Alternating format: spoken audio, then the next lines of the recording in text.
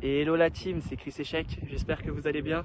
Aujourd'hui on fait une nouvelle vidéo pour cette ronde 2 de l'Open d'échecs de Marseille. Là comme vous pouvez le voir, je fais une petite rando où je suis en train de m'aérer l'esprit tout simplement pour arriver détendu à la partie. Donc l'appareillement est tombé, on a les pièces blanches cette fois-ci, un adversaire qui est classé à peu près 1400 Elo. Donc voilà, on y va tranquille. Je compte jouer E4 ou D4 et voir ce qu'il va faire dans la partie. Donc pareil, les trois objectifs. Le premier, ne pas perdre dès l'ouverture. Le deuxième, tout simplement être focus sur le temps, pas tout cliquer vite, être réfléchi. Et le troisième, jouer des coups justifiés et pas comme ça sur un coup de tête. Voilà la team, le comptage est dans quelques heures et on se retrouve pour le débrief de la partie. Et voilà, on se retrouve pour le débrief de la partie de la ronde 2 de l'Open d'échecs de Marseille. Et je suis face à mon adversaire, SR Nina. J'ai les blancs et j'ai envoyé E4. Ici, elle me répond par le coup E5. Je joue cavalier F3, attaque le pion E5 et développe une pièce. Elle me répond logiquement par cavalier C6, développe une pièce et défend son pion en E5. A noter que plusieurs coups sont possibles ici, à savoir cavalier C3 pour développer une pièce supplémentaire, tout simplement fou C4 pour menacer le pion F7, ce serait l'italienne, et C3 est possible dans l'optique de pousser D4, ou on peut éventuellement pousser le pion D4 tout de suite pour menacer le pion E5. C'est ce que j'ai décidé de faire. J'ai joué D4. Ici, la réponse la plus commune, c'est que le pion E prend en D4. Mais il existe également d'autres coups que l'on aura l'occasion de voir dans d'autres vidéos. Ici, elle joue bien E prend D4. Ensuite, je reprends du cavalier, le pion E D4. Et là, souvent, je croise une erreur dans des parties en ligne où certains joueurs ont tendance, avec leur cavalier en C6, à reprendre le cavalier en D4. Ce qui n'est pas terrible parce que finalement, je vais vous montrer, ça développe la dame en 1. Et quelque part, même s'il n'y a aucune pièce qui attaque la dame directement par son développement, et d'autre part, même si on cherche à attaquer la dame par C5, il y a toujours dame E5 échec. Et là, faut mettre une pièce à la défense du roi, ce qui est pas terrible pour les noirs. Si c'est la dame, tout s'échange, et dans ces cas-là, c'est pas terrible. Et si c'est une autre pièce, il faut déjà menacer la dame, mais les blancs ont le temps de se développer. Ce sur quoi mon adversaire n'a pas joué ça, elle a plutôt joué cavalier F6. Développe une autre pièce et permet d'attaquer le pion E4.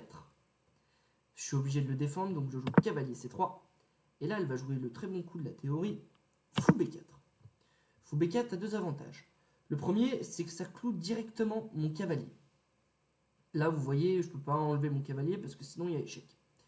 Et le deuxième, c'est que maintenant, ce cavalier en F6 peut prendre le pion en E4 sans craindre une reprise par le cavalier C3. Alors, il y a différents moyens d'arrêter, de défendre le pion E4. Le premier, ce serait F3. Le problème d'F3, c'est qu'il affaiblit les cases H4, G3 et F2. Ce qui n'est pas bon parce que du coup, j'expose mon roi. Et comme sa dame est sur case noire, dans une perspective assez lointaine, ça peut ne pas être en ma faveur. Le coup le plus actif, c'est le coup fou G5. Fou G5, c'est bien parce que ça permet déjà de développer une pièce et d'autre part de clouer son cavalier pour éviter des variantes où le cavalier pourrait reprendre le pion en E4 parce que la dame serait directement en l'air. Donc, c'est ce que je vais jouer. Et là, il joue le coup... là, il va jouer le coup H6. Alors H6, il questionne tout de suite mon fou, à savoir est-ce que je veux échanger mon fou contre son cavalier. Le seul souci, c'est que lorsqu'on veut faire cet échange-là, on développe la dame en 1. Ce qui n'est pas très bon parce que maintenant, si la dame est sur F6, elle met une double pression sur mon cavalier. Parce que mon cavalier sera menacé et par le cavalier et par la dame, ici. Donc, faire l'échange n'est pas bon. Il y a un coup qui est meilleur et qui permet de détruire la structure des noirs. Je vous laisse faire pause à la maison pour chercher le coup. Pour ceux qui l'ont trouvé, le coup, c'est cavalier prend,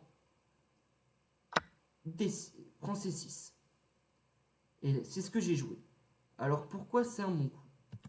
Ce coup est bon tout simplement parce que là, j'attaque la dame, comme vous le voyez avec mon cavalier, et les noirs sont obligés de reprendre de deux façons possibles. Soit du pion D, soit du pion B. Et ici, admettons qu'ils reprennent du pion D, là, ce serait pas bon pour les noirs. Tout simplement parce que ici, il y a encore un coup qui dégrade encore plus la structure des noirs. C'est dame prend D8 sur échec, roi prend D8. Et là, comme vous le voyez, les blancs ont une superbe position après le grand roc où ils attaquent directement le roi noir qui est maintenant exposé au centre. Et en plus de ça, les noirs ne peuvent plus faire ni petit roc ni grand roc. Là, c'est fini. Et ici, bien évidemment que l'avantage est côté blanc. Mais elle n'est pas rentrée dans ça. Donc elle a pris du pion B. La structure est toujours doublée. Et ici, elle peut jouer éventuellement le coup fou B7 pour un jour en avançant C5 contrôler cette diagonale ou éventuellement jouer petit roc. Bon, c'est des coups possibles pour elle. C'est à mon tour de jouer et là je joue fou H4. Pourquoi garder mon fou en H4? Déjà parce qu'il exerce une pression sur F6 et d'autre part parce que en cas de G5, je pourrais toujours revenir ici sans craindre de perdre mon fou. Et à noter que pour elle, c'est pas évident de jouer G5 tout de suite. Donc voilà. Parce que s'il y a G5 tout de suite, il pourrait très bien y avoir E5 qui pourrait être très fort. Et même si elle prend, bah, je peux toujours reprendre. Même si elle prend de la dame, j'ai toujours des coups qui sont possibles pour moi. Ne serait-ce que développer le fou déjà. Et éventuellement, même si elle prend sur échec, tac, si elle fait échec ici, je peux toujours éventuellement bouger le roi pour éviter certaines galères. Voilà. Ok. Donc, là, elle me joue D6. Bon, D6, je suis un peu surpris par le coup. Moi, je le trouve... je vois l'idée, hein, c'est de développer le fou de casse blanche. Mais je trouve ça un peu passif. Je pense que petit roc, par exemple, là, aurait été plutôt pas mal. Bon. Mais je vois l'idée. Donc là, je joue D3. D3, plusieurs avantages. C'est que le premier, bah, je développe une pièce. Le deuxième, c'est que je défends mon pion E4. Et le troisième, c'est que maintenant, mon roi peut faire petit roc au prochain. Ce sur quoi elle va me jouer fou E6. Pareil, elle cherche à se développer et puis éventuellement à faire un petit roc. Et pourquoi pas jouer D5 derrière, puisque maintenant son fou est un E6 et peut soutenir l'avancée du pion. Je fais petit roc. Et là, elle fait petit roc également. Donc là, je vois pas trop comment avancer sur ce coup-là. Je vois que le fou, il est un peu faible ici. Il est mal placé parce que maintenant il tape sur mon cavalier, mais bon, mon cavalier il est plus cloué. Donc je peux bouger mon cavalier. Et c'est pour ça que j'ai joué mon cavalier en E2. Et avec du recul, c'était pas une super décision. Parce que déjà mon cavalier est mal placé ici. Il peut pas rebondir sur ces cases-là parce qu'il y aurait ça. Et en même temps, voilà, il peut pas aller non plus par ici. Parce que il y aurait des coups comme fou là, par exemple, qui pourraient être contraignants. Et même si il y a cavalier prend pion, il peut toujours bouger, il peut toujours bouger la dame ici. Et pas évident à calculer. Enfin, j'avoue que à ce moment-là, j'ai pas vraiment fait attention à ça. Ce qui est dommage parce que bon, il y avait peut-être quelque chose à espérer. Bon. Mais la principale idée de ce coup, c'était surtout de jouer C3 pour attaquer le fou. Mais elle anticipe et elle me joue A5 pour un jour replacer son fou en B6 et attaquer et contrôler cette diagonale B6 F2. Là, je joue C3, toujours dans l'optique de coincer son fou de case noire. Là, elle joue tour en E8. Elle cherche à contrôler la colonne E sur le long terme. Elle ignore complètement mon coup. Et là, je joue B4, toujours dans l'idée de coincer ce fou de case noire. Elle joue fou B6.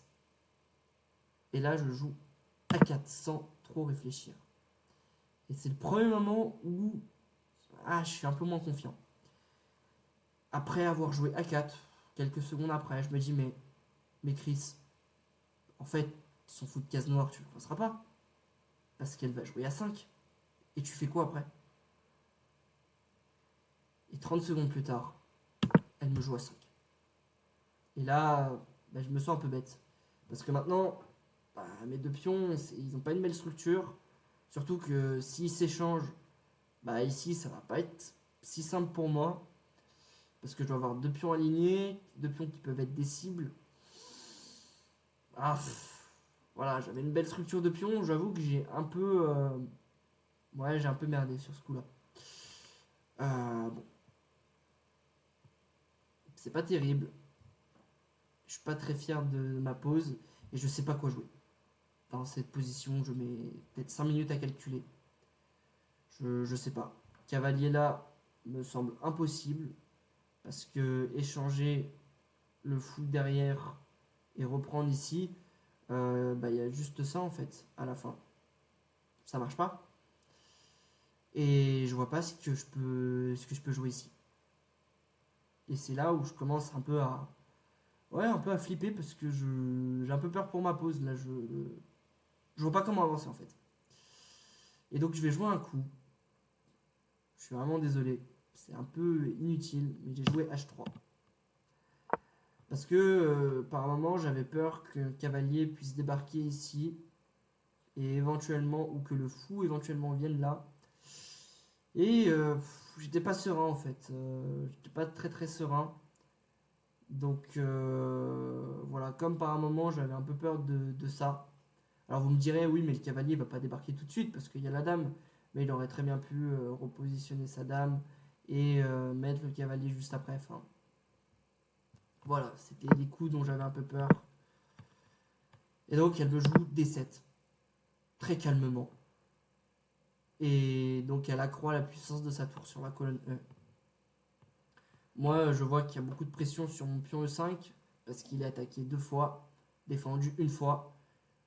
Bon je mets un soutien au défenseur, le fou, et j'essaye de jouer Dame C2 pour, en cas d'échange, pouvoir gagner quoi, cet échange. Et là, elle me joue D5. Elle accroît la pression. Et en fait, D5, ça m'oblige à l'échange parce que quelque part, si c'est elle qui échange, c'est moi qui perds en fait. Vous voyez, là, s'il y a pion prend, le fou, s'il reprend, le cavalier reprend, dame reprend, tour prend. Les noirs ont perdu. Enfin, les noirs ont gagné là. C'est les blancs qui perdent. Donc, on n'a pas intérêt à avoir le moindre. À laisser l'adversaire faire l'échange ici. A noter que E5 ne serait pas un bon coup non plus parce qu'on donne le pion gratos et c'est pas bon du tout. Donc ici j'ai été obligé de faire l'échange moi-même. J'ai joué E prend D5, elle joue C prend D5 et on se retrouve ici dans une pause où je sais pas trop quoi jouer finalement. Parce que finalement, même si son cavalier est sous pression, le fou de case noire il est bien développé. La tour elle contrôle presque la colonne E. Son fou de case blanche, il est un peu mal placé, mais ça reste ok. Et moi, d'un autre côté, j'ai madame, mon fou, mon cavalier qui est très mal placé, mon fou qui sait plus quoi faire, mes tours qui sont pas encore développés. Je sais pas trop comment avancer à ce moment-là. Et donc, j'envoie un tour F en E1 pour un peu contester le contrôle de cette colonne par la tour noire. Voilà, j'essaie de tenter ça. Et là, il me joue C5. Un coup auquel je m'attendais pas forcément. Alors je vois l'idée, c'est que s'il y a un échange, bah, son fou de case noire sera mieux développé. Et moi, ma structure de pion sera complètement pourrie. Parce que du coup, mes pions ne se défendront pas mutuellement. Et en même temps, je peux pas laisser C5 non plus. Parce que derrière, l'idée, c'est C4. C'est d'attaquer mon fou. Donc j'avoue que je comprends pas trop. Mais en même temps, c'est quelque chose qui me fait peur aussi. À ce moment-là. Et là, je réfléchis. Et les amis, m'en voulez pas. Parce que les premières turbulences arrivent. C'est là où est un peu le tournant de la partie. En jouant ce coup, ça a été très chaotique après. J'ai joué cavalier F4. Je note le coup. Et 2 secondes après, je me liquéfie sur l'échiquier. Je suis sans voix. Je commence à faire des gros yeux. J'ose même plus regarder mon adversaire tellement j'ai peur. Donc je fais mine que je suis concentré, que c'est calculé, que voilà, qu'on a. Il y a l'idée derrière, mais là je vous laisse trouver le coup qui gagne une pièce instantanément pour les noirs. Je pense que vous l'avez trouvé. G5. G5, c'est défaite. Je perds une pièce sur le coup. Et avec un si grand avantage à ce stade, ouais, ça va être compliqué de revenir. Et là, intérieurement, je prie pour qu'elle ne trouve pas G5. Parce que je me dis, c'est pas normal, Christa. Tu joues des coups, ça doit être réfléchi, ça doit être. Il doit y avoir une idée derrière, tu dois pas jouer ça comme ça au pif et ne pas regarder les conséquences. Voilà, on m'a toujours dit, quand tu joues des coups, ça a des conséquences. Et là, la conséquence, elle est salée. Je prie intérieurement dans ma tête pour qu'elle ne trouve pas. 2 minutes passent, elle joue un coup, et elle joue C4. Et là, je commence à respirer un peu. Je me dis, bon, C4, ok, ça menace mon fou, mais là, je cherche tout de suite s'il n'y a pas un moyen d'avoir un contre-jeu. C4 au début, je cherchais à jouer le coup fou F5, en me disant, si je fais l'échange des fous avec la dame, potentiellement que ça va. Mais le problème de ce coup-là, c'est que même s'il y a échange des fous et que la dame reprend derrière, ça n'exclut pas que je perds toujours une pièce. Avec G5. Et qu'est-ce qu'on fait? Et même, c'est même pire que ça, c'est que, admettons, je veux jouer fou F5 tout de suite, elle peut tout de suite jouer G5. Même si je prends le fou, en fait, elle prend soit le cavalier, soit le fou. Mais je dirais même qu'elle prend le fou. Et après, elle peut toujours reprendre de la dame, enfin peu importe. Donc, c'est tendu. Et je me dis, bon, Christian, essaye de trouver du contre-jeu avec le cavalier. Et j'essaye de calculer, cavalier prend, éventuellement, pion prend, et là, cavalier échec, pion prend, dame prend. Et j'essaye d'évaluer et... Ouais, c'est pas terrible. Il y a toujours un avantage noir, mais c'est moins pire, j'ai l'impression. Et bon, sans trop de conviction, ouais, j'envoie cavalier D5. Cavalier prend D5. Elle prend le pion, elle prend le fou avec le pion. Je fais cavalier échec. Il fait G prend F6. Et là, je joue dame prend D3. Et on est ici et... Ouais, je vous cache pas que... C'est compliqué maintenant. Là, les perspectives de victoire s'éloignent. J'ai du mal. J'ai du mal dans cette partie. Je souffre. Parce que j'ai bien mis 10 minutes à chercher du contre-jeu. Ce qui fait qu'à la pendule, je devais être à ce moment-là à 40 minutes quand elle était à 58 minutes. Je vous rappelle que la cadence, c'est 1 heure plus 30 secondes par coup, et pas de rajout au 40e coup. Donc, ouais, là je souffre, c'est compliqué. Et elle envoie tour E1, tour prend E1 échec, tour A prend E1, elle liquide le matériel. Et vous voyez sur l'échiquier, on a une dame en 100 tous les deux, on a une tour tous les deux. La seule différence, c'est qu'elle a un fou de plus. Maintenant, en réalité, c'est pas aussi simple que ça, parce que j'ai quand même 2 pions de plus par rapport à elle. Donc, c'est tendu à jouer pour les blancs, mais c'est pas encore perdu. Mais c'est compliqué. Et là, elle va jouer un coup auquel je m'y attendais pas. Et je suis très surpris de son coup. Elle me joue fou prend A4. Et alors, fou prend A4, ben, je trouve ça mauvais. Parce que fou prend A4, maintenant, elle me laisse ces cases-là, en fait. Et c'est hyper important de contrôler ces cases parce que le roi est ouvert. Donc, quelque part, j'ai pas trop compris. Et là, je cherche du contre-jeu. Je me dis, attends, et si tu fais dame G3 échec, il se passe quoi? Dame G3, roi H7, dame F3. Et je me dis, est-ce qu'elle a pas fou C6? Non, elle a pas fou C6 parce que la dame et son fou ne sont pas coordonnés. D'accord.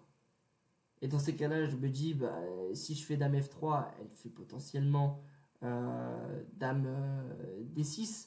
Mais dame D6 ne marche pas parce que là, je reprends direct. Et en fait, elle peut pas reprendre parce que sinon, la dame reprend. Et son roi, comme il est éloigné, ça marche pas. Et je me dis, ah, bah, il y a peut-être une occasion finalement. J'ai aussi calculé dame F5. Mais dame F5, j'étais pas convaincu après fou D7. En fait, je voyais pas comment la dame se replaçait comme il fallait. Donc, ni une ni deux, j'envoie dame G3 échec. Et là, elle me joue roi H7. Et là, je lui joue dame F3. Et c'est là où je vais être surpris par son coup. Enfin, moi, je m'attendais plutôt à quelque chose du style, je sais pas, peut-être, je sais pas, peut-être un coup de fou éventuellement pour défendre, ou éventuellement peut-être un coup de roi ici, mais j'avoue que je m'attendais à ce qu'elle défende ce pion, et pas du tout. Je vais même être très surpris par son coup. Et là, elle me joue fou C7. Je comprends absolument pas. Fou C7 ne défend pas du tout le pion. Alors je pense que l'intention c'était de revenir pour le défendre. Mais il y a un tempo en moins, je me dis, mais c'est pas possible. Enfin, fou C7, ça marche pas. Elle fait quoi après fou prend F6? Elle est obligée de déplacer la dame. Et ni une ni deux. Comme son fou de case blanche en plus, est complètement hors jeu. J'envoie fou prend F6. Et là, elle déplace sa dame. Et encore une fois, je vais faire un coup qui va me surprendre. Dame D2. Alors, bon, je vois l'idée pour ceux qui ne l'avaient pas vu. En fait, si jamais, par exemple, je faisais échec et que je devais m'interrompre, que je jouais un coup qui n'était pas un échec, en fait, elle a juste dame prend tour, échec et mat. C'est pour ça que je l'ai vu. Bon, voilà. Et là, je commence à calculer parce que je me dis que ça marche pas. Et je commence à calculer dame F5 au départ. Dame F5, roi G8, et après dame G4 échec.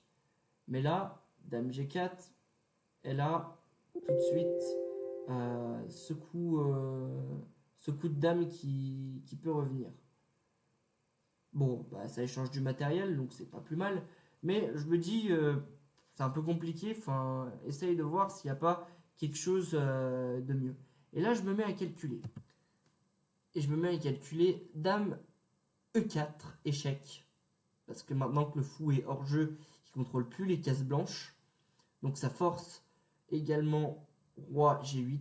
Et je me dis, éventuellement, ici, il y a peut-être dame prend tour sur échec.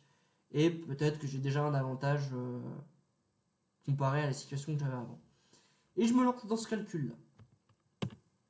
Dame E4 échec. Roi G8. Tour prend à 8 échecs. Là, je m'attendais à ce qu'elle défende soit de la dame, soit du fou. Auquel cas, j'aurais juste échangé mon fou contre la pièce qui défend. Et ici, ouais, je m'attends à plutôt ça. Et là, elle me joue le bon coup. Roi H7. Et là, je commence à calculer. Je prends peut-être 5 minutes. Je vois qu'il y a dame échec ici en H8. Roi en G6. Dame G7 échec. Roi F5. G4 échec. Roi F4. Et là, je vois le coup.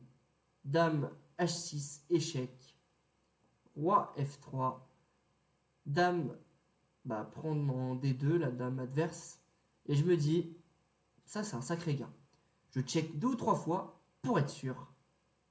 Et là, avec confiance cette fois-ci, en la regardant dans les yeux, j'envoie dame H8 échec. Et dame H8, il va se passer exactement ce que je vous ai dit. Roi G6. Dame G7 échec. Roi F5. G4 échec. Roi F4. Dame H6 échec. Roi F3. Et là, dame prend D2. Et ici, elle va jouer le coup fou F4. Bon, à la maison, si vous l'avez trouvé, je vous laisse voir le coup. Je vous laisse chercher le coup pour mater ici en 1. Sans suspense, je joue le coup. Dame E2 échec. Victoire. Voilà, ça fait 2 sur 2 à la ronde 2 de l'Open d'échecs de Marseille. Bon, je vous cache pas que j'ai beaucoup tremblé lors de cette partie. Ça n'a pas été simple. On va tout de suite analyser la partie et voir à combien j'ai joué. Et donc, on a joué à... Ouais, on a joué à 75 quasiment. Et elle a joué à 58-2. Bon, c'était pas terrible. On va voir. Donc E4, E5, cavalier F3. Bon, ça je passe un peu parce que c'est des coups théoriques. Je vous ai déjà expliqué. On va voir surtout les moments où on a gaffé. Alors attendez, hop, petit roc est un mauvais coup. Pourquoi? Alors attendez, pourquoi petit roc est un mauvais coup ici? Il veut jouer E5 parce que repoussé par un pion, le fou adverse doit bouger ou être capturé. Ah mais parce qu'en fait il va peut-être pas faire petit roc, il va peut-être faire grand roc du coup. Ouais. Et donc du coup il veut chasser le fou. Ah ok, ça se comprend. Bon, pourquoi pas. Et là ouais, c'est ce que je vous ai dit, cavalier 2. On a manqué de... Ouais. Et là, il propose quoi? F4. Vous voyez en fait, le plan pour F4 il était viable. Juste, il fallait peut-être mieux calculer ou... Ouais. Dommage. Bon. Et là, elle me joue x5. Bon. C3. Ouais, voilà, c'est sans conviction, c'est ce que je vous ai dit. C'est une occasion de perdu de développer... Ah, parce que vous voulez développer la dame. Ouais. Là, pareil, elle joue tour E8. Bon, je crois que l'ordi est fixé sur G5 malgré le roc. Moi, je comprends tout à fait son coup tour E8 en soi. Enfin, je veux dire, ça prend le contrôle de la colonne E sur le long terme. Bon. Là, pareil, j'étais un peu naïf sur ce coup-là. Et oui, là, pareil, elle joue... Bon. H3, c'est une imprécision. Ouais. Ça peut dégrader la sécurité du roi à long terme. En fait, il fallait juste jouer roi H1 ici, et puis c'était tout quoi. Bon. Ok, j'avais pas ce réflexe-là. Donc j'ai joué ça, ça, ça, ça. Et là, c'est une gaffe. Là, c'est un craquage complet. Et là, elle a pas vu en fait. Parce qu'elle pouvait vraiment me finir. Ok, donc là je joue ça, mais pareil, c'est un coup manqué. Qu'est-ce qu'il fallait jouer ici? Waouh. Ceci gagne du matériel. Alors c'est quoi la variante? Ça, ça, ça, ça, ça. Wow. Oh. Waouh. Ah oui, mais. Oh. Ouais, c'est une variante que j'aurais pas pu trouver. Enfin, là, c'est trop compliqué. C'est trop compliqué, trop technique. Bon, pour ceux qui veulent passer la vidéo au ralenti pour comprendre, allez-y. J'avoue qu'en partie, moi, j'aurais été incapable de trouver ça. Sacrifier le foot de case blanche et le foot de case noire pour capturer son foot de case noire et avoir des compenses matérielles. Ouais, c'est osé quand même. J'avoue que j'aurais pas trouvé. Je sais pas si j'ai pas ce niveau de calcul, je pense, pour l'instant. Ok, je joue ça. Et là, pareil, c'est une gaffe. Ah, pourquoi? Je préfère jouer la dame. Ok, mais c'est quoi les coups concrètement? Ouais. Ah, ok. Ouais, il veut une position plus sécure. Ouais, ça se comprend. Ok. Et là, pareil. Et en fait, là, ça, c'est encore un coup manqué parce que les amis, il y avait un coup à dame là. Et ça, je trouve ça stupéfiant parce que si, admettons, on reprend, en fait, bah, il y a juste ça, quoi. Non, il y a même peut-être encore plus fort. Il y a juste échec. Là, on est obligé de reprendre. Et là, il y a ça. Et ça, c'est très fort. Là, j'ai du mal à voir comment les blancs gagnent ça. Si on met l'analyse, ouais, c'est très gros avantage. Là. Ok. Donc je joue ça, il joue ça. Là, pareil, c'est une erreur. C'est ce que je vous ai dit. Hein. Et là, échec. Ah, il pense que c'est pas le bon coup. Et c'était quoi? Dame F3. Ok, je comprends pas trop. Parce que roi G7. Ouais. Non, je préférais mon coup de dame G3. Ça a activé ma dame et puis ça permettait de rejoindre la case sans. Ouais. Ok. Donc là, il fait roi H7. Ouais, je fais dame F7. Et là, pareil, ce coup de fou, j'ai pas compris. Parce que.